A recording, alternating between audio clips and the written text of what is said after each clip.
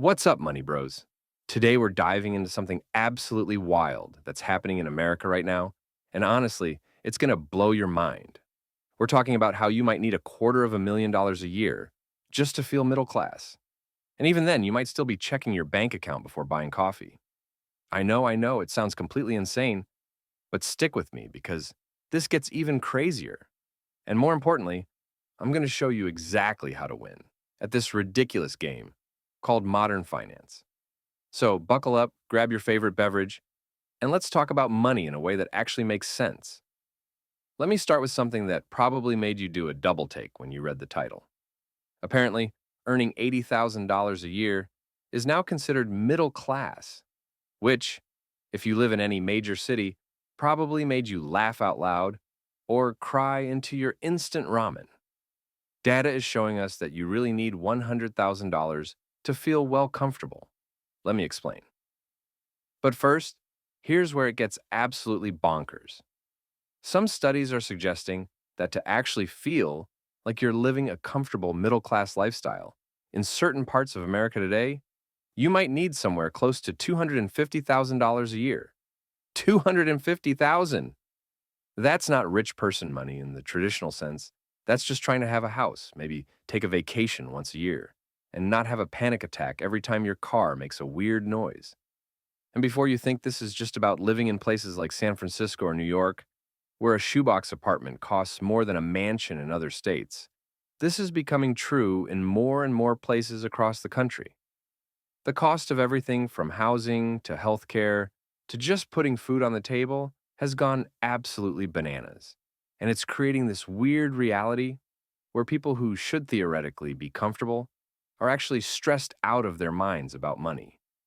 But wait, it gets even wilder.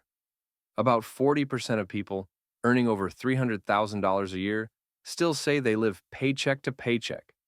Yes, you heard that right. People making six figures, multiple six figures actually, are still running out of money before the month runs out. How is that even possible? Well, my friends, let me introduce you to the sneaky little monster that ruins more financial lives than almost anything else: lifestyle creep. This is when your spending rises exactly as fast as your income rises, or sometimes even faster. And it's like a treadmill that just keeps speeding up. You get a raise, so you upgrade your apartment. You get a promotion, so you lease a nicer car. You make partner at the firm, so suddenly you're eating at restaurants that don't list prices on the menu. Before you know it, you're making 10 times what you made 5 years ago. But somehow, you have the same amount of money left over at the end of the month, which is to say, basically nothing. And it's not just the super high earners dealing with this. Nearly 24% of all U.S. households are barely getting by, meaning almost a quarter of all Americans are spending virtually every single dollar they earn just to stay afloat. That's not a personal failure, that's a systemic issue. But here's the thing: even in a broken system, there are strategies that work. And that's exactly what we're going to talk about today. So here's the secret philosophy that nobody really wants to tell you, because it's not as sexy as talking about crypto billions or real estate empires or whatever the latest get rich quick scheme is floating around the internet. Ready? Here it is. Wealth isn't actually about how much you make. I know that sounds weird coming from a video about needing $250,000 to feel middle class, but hear me out. Wealth is actually about four main things. First, it's about not making catastrophically dumb financial mistakes. I'm talking about the kind of mistakes that set you back years or decades, like taking on massive high interest debt for things that don't generate income, or putting all your money into your cousin's totally legit cryptocurrency startup that's definitely not a scam. Second, it's about optimizing every dollar you earn. This doesn't mean being cheap or never enjoying life. It means being intentional and making your money work as hard as possible. Third, it's about hitting key money milestones that fundamentally change your financial reality. And we're going to break down exactly what those milestones are. And fourth, it's about understanding how the quote unquote money game actually works, because there are rules to this game. And most people are playing without even knowing what the rules are. Think of personal finance like leveling up in a video game. In most video games, you start out weak, you gain experience, you level up, you get better equipment, and eventually you become POW. You become powerful enough to take on bigger challenges. Personal finance works exactly the same way, except instead of fighting dragons, you're fighting lifestyle inflation and medical bills, and the temptation to buy things you don't need with money you don't have. And here's the kicker. In real life, if you don't level up financially, you end up paying rent with your actual life points. Your time, your energy, your mental health, all of it gets consumed by financial stress, and that's no way to live. So let's talk about the first major milestone. And this is one that so many people overlook because it seems too small to matter. $10,000. I know what you're thinking. $10,000? That's not life-changing money. You can't buy a house with that. You can't retire on that. You probably can't even buy a decent used car with that in today's market. But here's why this number is absolutely magical, and why getting to $10,000 in savings might be the most important financial milestone in your entire life. First, it covers most minor financial emergencies. Your car breaks down? 10,000 can handle that. Your laptop dies and you need it for work? Covered. You need an emergency dental procedure? Painful but financially manageable. This might not sound exciting, but do you know what happens to people without emergency savings? They go into debt. And debt, especially high-interest credit card debt, is like quicksand. The more you struggle against it, the deeper you sink. Second, $10,000 gives you breathing room. It means if you lose your job, you're not immediately panicking about how to buy groceries or pay your electric bill. You have time to find something decent instead of having to take the first terrible job offer that comes along because you're desperate. Third, and this is the psychological benefit that people really underestimate, having $10,000 in the bank gives you confidence. It changes how you walk into salary negotiations. It changes how you make decisions about your career. It changes your entire relationship with money because you're no longer operating from a place of constant fear and scarcity. Now, financial experts generally recommend having 3 to 6 months of emergency savings, and when you do the math on this, $10,000 actually makes perfect sense as a baseline. If your essential expenses, I'm talking groceries, utilities, minimum rent or mortgage payment, basic transportation, if all of that costs you around $500 or more per month, then 6 months of coverage is at least $3,000. And that's being really minimal. Most people actually need more like $1,500 to $2,000 per month for true bare bones survival, which means 6 months is closer to $9,000 to $12,000. So $10,000 isn't just a random number I pulled out of thin air. It's actually the scientific amount you need to not be financially vulnerable to life's inevitable curveballs. And at this stage of the money game, the people who win are the ones who do a few specific things really well. First, they learn high-income skills. I'm talking about skills that the market actually values and will pay good money for. Sales, coding, digital marketing, project management, real estate, skilled trades like plumbing or electrical work. These are skills where if you get good, really good, people will pay you well. Notice I didn't say follow your passion or do what you love. Those things are great, but first, you need to get good at something that pays the bills, and then you can figure out how to incorporate passion into your life. Second, they optimize their income, which means working both smarter and harder. This might mean taking on extra hours in the short term. It might mean starting a side hustle. It might mean being the person at work who's always saying yes to new projects and learning opportunities because that's how you become valuable, and that's how you get raises and promotions. Third, and this is absolutely critical, you need to network like your future depends on it because honestly, it kind of does. So many opportunities in life come through connections. Job opportunities, business opportunities, learning opportunities, all of it flows through relationships. And I don't mean fake networking, where you're just collecting business cards and LinkedIn connections. I mean, genuine relationship building where you're actually interested in other people and finding ways to help them. That karma comes back around in massive ways. And fourth, you absolutely must avoid lifestyle inflation at this stage. When you're trying to get to that first $10,000, every dollar matters. That raise you just got, it doesn't mean you can afford a nicer apartment. It means you can save more. That bonus you received, it's not vacation money, it's savings money. I know this sounds harsh, but here's the reality. Early debt can set you back decades. If you make the wrong financial choices in your 20s and 30s, you can spend your 40s and 50s trying to dig yourself out of that hole. But if you make the right choices early, compound growth and compound success will work in your favor for the rest of your life. All right, so you've hit $10,000 in savings. Congratulations, seriously. That's a huge accomplishment that most Americans haven't achieved. Now let's talk about the next major milestone, $100,000. This is where things get really interesting because $100,000 represents something fundamentally different from $10,000. 10,000 is security. 100,000 is freedom. At $100,000, you actually have real money for emergencies. Not just minor ones, but major ones. You're way less stressed about tomorrow because you know you could survive a job loss for a year or more if you had to. You can start thinking long term about things like investing for real wealth building, not just saving to avoid disaster. And here's something really cool that happens at this level. Your investments start doing a lot of the heavy lifting.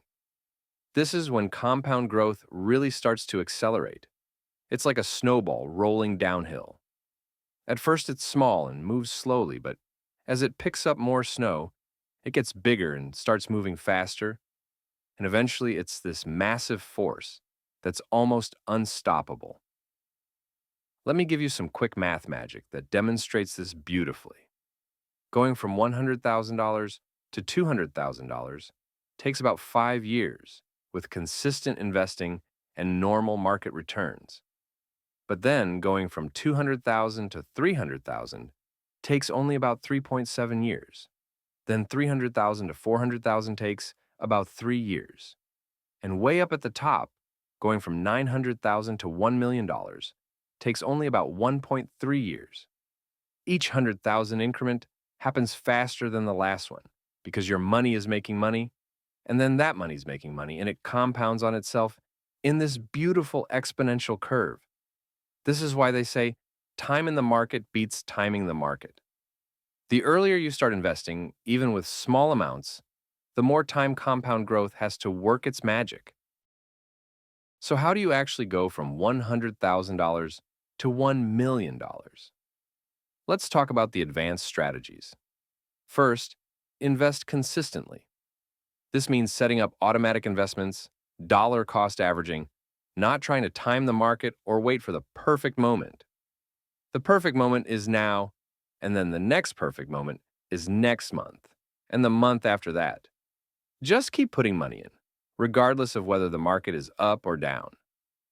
Second, don't make huge mistakes. This sounds obvious, but most people who have $100,000 and never make it to $1 million lose money not because they weren't earning enough or saving enough, but because they made one or two massive mistakes. They over-leveraged on a real estate deal. They put too much money into a single stock that crashed. They took bad tax advice and got hit with massive penalties.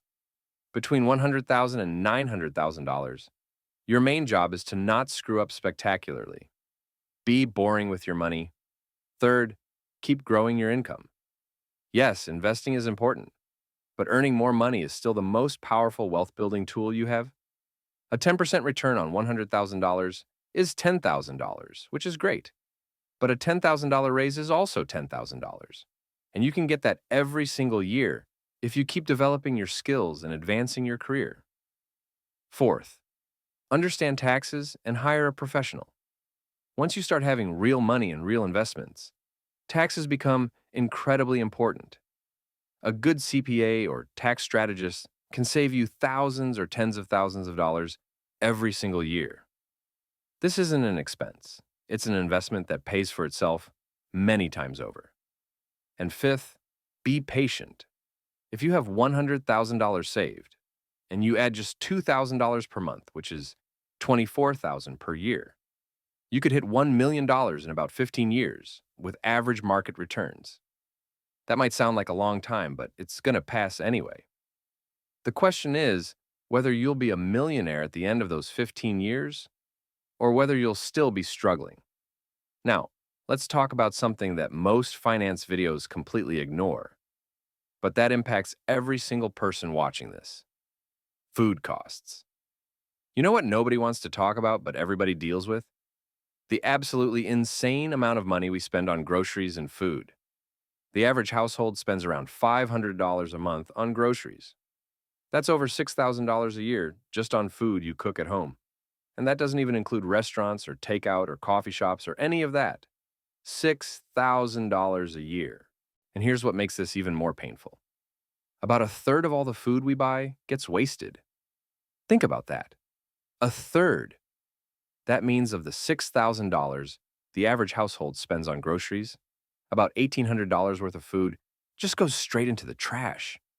You're literally working to earn money, paying taxes on that money, then using what's left to buy food, and then throwing almost $2,000 of it in the garbage. That's absolutely bonkers. This is why efficiency matters. This is why routines matter. This is why meal planning and actually using the food you buy matters. We're not talking about being cheap here. We're talking about not being wasteful with your hard-earned money. If you could reduce your food waste by even half, that's almost $1,000 a year. You could be investing instead. Over 20 years with compound growth, that's not $1,000. That's $30,000 or more. These small efficiencies and mindful spending habits compound just like investments do. All right, so now let's talk about the million-dollar milestone, literally. When you hit $1 million in net worth, something fundamental changes about your relationship with money. This is a magical number, and here's why. First, your investment returns might actually start outpacing your job income. If you're making $70,000 a year at your job and the market goes up 20%, your million-dollar portfolio just gained $200,000 without you lifting a finger. That's almost 3 times your salary from doing nothing except not panicking and selling when the market dipped. Second, you begin thinking in terms of passive income and sustainable withdrawal rates.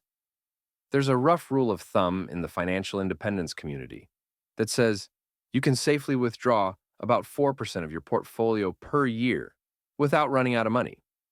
4% of $1 million is $40,000 a year, which isn't a ton of money, but it's a livable income in many parts of the country. And it's income that comes from your investments, not from trading your time and energy for a paycheck. Another way to think about this is that every $100,000 you have generates roughly $10 per day in sustainable income when adjusted for inflation. So at $1 million, that's $100 per day, or about $3,000 per month, that your money is generating for you. Your financial choices start to have real weight because you're not just thinking about paying bills, you're thinking about lifestyle design and time freedom and options. But here's something important that people don't always realize. Millionaires don't just throw cash around. The stereotype of the millionaire living in a mansion and driving a Ferrari, that's actually not how most millionaires live. Most millionaires are boring. They drive regular cars. They live in nice but not extravagant houses. They don't wear designer everything. They became millionaires specifically because they didn't waste money on that stuff. They became millionaires by protecting their wealth and making smart, consistent decisions over time. So let's talk about wealth protection strategies, because getting money is one thing, keeping it and growing it is something else entirely. First, diversify. Don't put all your money in one investment, one asset class, one sector, or one strategy. Spread it around so that if one thing goes wrong, your entire financial life doesn't implode. Second, protect your downside. This means having proper insurance for your health, your home, your car, your life, if people depend on your income. It means having backup income streams if possible. It means not being completely dependent on any single source of money. Third, limit your risk exposure. A general rule is that no single risk should represent more than 20% of your net worth. If one investment or one business or one asset represents more than that, you're exposing yourself to too much potential downside. Fourth, upgrade your tax strategy, especially if you're self-employed or have significant investment income. There are legal ways to minimize your tax burden, and you should be taking advantage of all of them. And fifth, stay healthy, because here's the truth that nobody wants to hear. Health is wealth. You can have all the money in the world, but if you're sick or in pain or dealing with chronic health issues, that money doesn't buy you much happiness. Take care of your body. Exercise. Eat decent food. Sleep enough. Go to the doctor for checkups even when you feel fine. Prevention is way cheaper and way less painful than treatment. Fun fact that has nothing to do with finance, but I'm going to share anyway. Statistically speaking, if a video gets 1 million views, some percentage of those viewers will have serious undiagnosed health issues, just based on population statistics. So if you're watching this, seriously, when was the last time you got a checkup? Go to the doctor. I'm not a medical professional and this isn't medical advice, but come on, take care of yourself. Your future wealthy self will thank you for having a healthy body to enjoy all that money in. All right, let's talk about the biggest milestone of all, the one that most people will never reach, but that represents the absolute pinnacle of personal wealth building. $10 million. At $10 million, you're not worried about Starbucks receipts anymore. You're not checking prices at the grocery store. You're not comparing car insurance quotes to save $50 a year. You have achieved something that very few people ever achieve, which is true financial freedom. How do people get to $10 million? It's usually some combination of three things: owning successful businesses, having high income plus smart investing over many years, or creating something valuable that scales, like intellectual property or real estate portfolios. And it requires an incredibly disciplined lifestyle, even when you start making serious money. Because remember that lifestyle creep monster we talked about earlier? It doesn't go away just because you're making more. If anything, it gets worse, because the temptation to spend gets bigger and bigger. At $10 million, you don't work for money anymore. Your money works for you. A 15% market gain in a good year is $1.5 million. That's more than most people will earn in their entire careers, and it happens passively just from your investments existing. That's retirement income without ever having to ask a boss for permission to take a day off ever again. But here's the twist that nobody tells you about when you're dreaming about being super rich. Beyond a certain point, more money doesn't actually buy more happiness. Research shows that once you have enough money to meet your needs and have some reasonable comforts and security, additional money adds very little to your life satisfaction. What it does add is complexity. More money means more decisions to make, more tax complications, more people asking you for money, more stress about losing it, more difficulty trusting people's motives. This doesn't mean money is bad or that you shouldn't try to build wealth. It just means that money is a tool, not a destination, and the real goal isn't just to have a big number in your bank account. The real goal is to build a life that you actually enjoy living, with enough financial resources to not be stressed about money, but not so focused on money that you forget to actually live